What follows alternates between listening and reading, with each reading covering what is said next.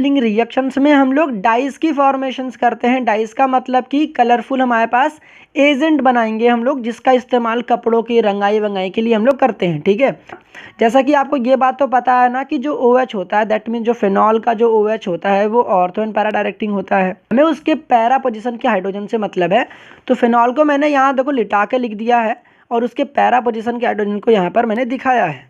अब उसके बाद क्या कर रखा है कि बेंजीन डाइजोनियम क्लोराइड जो आपके सामने लिखा हुआ है ना, इसका Cl और इसका H आपस में कंबाइन हुए HCl बनकर निकल गए, और ये जो नाइट्रोजन था और ये जो पैरा पोजीशन का हाइड्रोजन जहाँ से निकल गया है, इन दोनों को आपस में नाइट्रोजन के बीच में डबल बॉन्ड से कनेक्ट कर देते हैं। इसको हम लोग बोलते हैं पैरा हाइड्रोक्सी एजोबेंजीन, जो कि ऑरेंज कलर का होता है। बड़ा आसान है याद करना। देखो OH था, मीडियम भी हम लोगों ने कैसा ले रखा था, OH माइनस, और O फॉर OH माइनस और O फॉर ऑरेंज।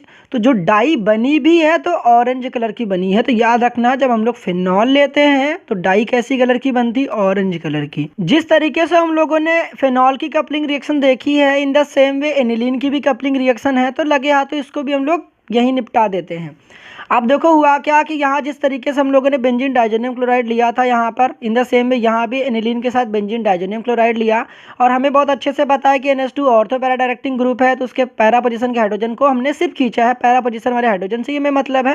तो H और Cl को निकाल दिया। हम लोगों ने मीडियम कौन सा ले रखा है, एसिडिक मीडिया ले रखा है। तो ध्यान रखना एलिनीन कैसा, लुईस बेस है।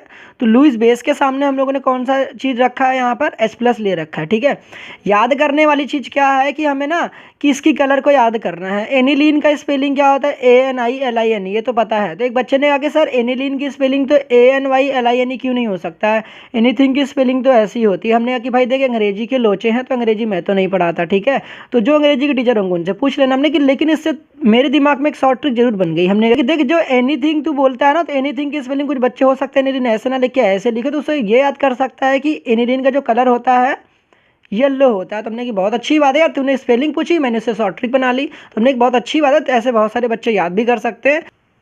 अब यहाँ जो कंपाउंड बनने वाला वो तो बड़ा आसान है बताना, क्योंकि यहाँ पर भाई पैरा पोजीशन पर अमीनो है, तो पैरा अमीनो हो जाएगा और ये हो जाएगा पूरी एजोबेंजीन। ठीक है, तो जो कलर होगी कैसी होगी, येलो। आई होप यहाँ तक बात समझ में आ गई होगी। स्टिल कोई डाउट होता है तो कमेंट सेक्शन में बिल्कुल बता।